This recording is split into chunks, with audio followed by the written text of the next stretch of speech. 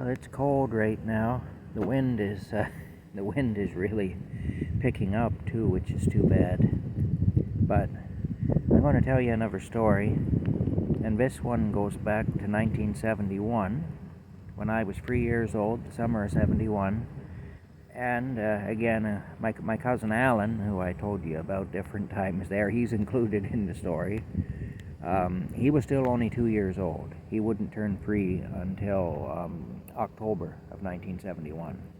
I had just turned 3 when this happened. Anyway, our grandparents lived across the street from a public school. It was called Queen Elizabeth Public School, or Queen E is what we used to call it, Queen E. And of course we were Roman Catholic.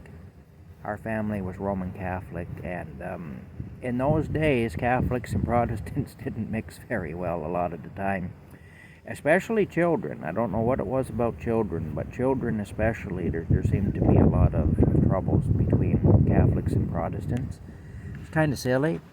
I mean, looking back on it, I think it's kind of silly, but that's how it was in those days. In fact, the school I ended up going to was a separate school called St. John's Separate School, which was a Catholic school that we used to call it a separate. The Catholic school system was referred to as the separate school system in those days. And it was actually about 2-3 blocks down the street. I guess about 3 blocks down the street from Queen Elizabeth School.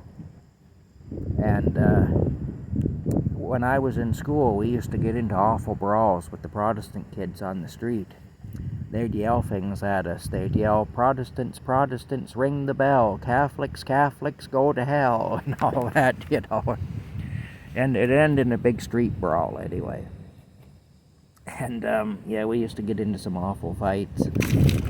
And the nuns used to call us soldiers of Christ, and they used to tell us that we had to defend our faith. And so to us, we were defending our faith anyway when the Protestant kids would say those things to us. But anyway, going back to before I started school, to 1971, when I was only 3 years old, and my cousin who was with me when this happened was still 2, we went across the street quite often to play on the schoolyard at Queen Elizabeth School, at Queen E, we used to call it. And one day we're over there playing anyway. They had a really nice playground there. They had one of those big metal slides with the hump about halfway down. You climb up that ladder and you could just about see to the other side of town, or at least it seemed like you could from that height, you know. And you really couldn't, but I mean, it was high. And we had that. They had that over there, and they had different things over there anyway. And at that time, the separate school, St. John's, all they had really was a field out back, you know, and no playground equipment or anything, just trees and grass. And there was a big piece of the Canadian shield coming up out of the ground in one spot. And we used to actually call that the back field when I was in school, because that's what it was. It was a field. But anyway, me and my cousin, we went over to Queen E to play one day. And a gang, we weren't there very long when a big gang of older kids come along. And these were Protestant kids who attended school there. And they weren't too happy to see us anyway. And they called us Dogans, and they went after us. They beat us up. And these were all 6, 7, 8-year-old kids, you know, and there was a gang of them.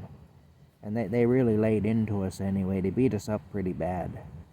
And they told us that we were not to be over there on their schoolyard anymore, because we were Dogans and that was a Protestant schoolyard and we didn't belong there.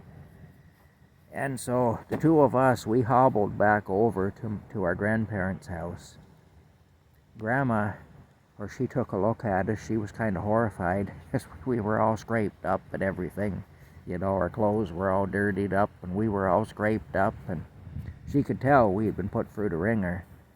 And she's treating our wounds with mercurochrome, which was a mixture of mercury and iodine. That was quite a thing anyway. Kept the infection out, though. It was actually good stuff, but it stung pretty bad, you know.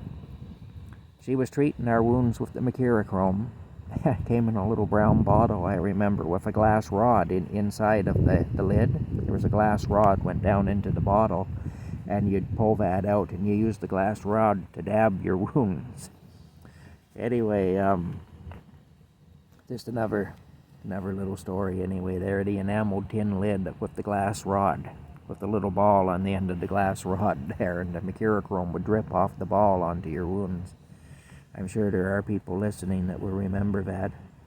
But anyway, we told her what had happened, and I remember she was pretty upset anyway. She didn't like to see us all beat up like that, And at one point I asked her, I said, what's a Dogan? And I remember she teared up.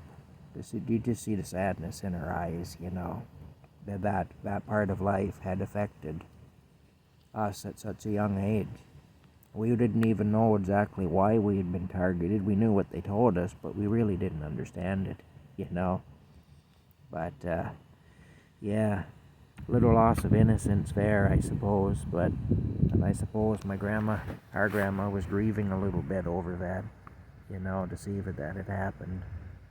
But, yeah, that was just one story anyway from back in those times. And looking back on it, I understand why my grandma was so upset,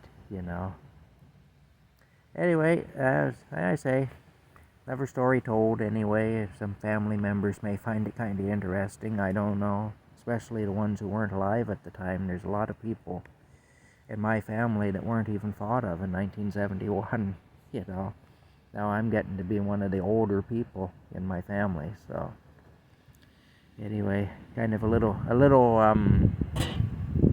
anecdote, I guess, just about how the world was at that time and things that we experienced. That's all. So, talk to y'all later.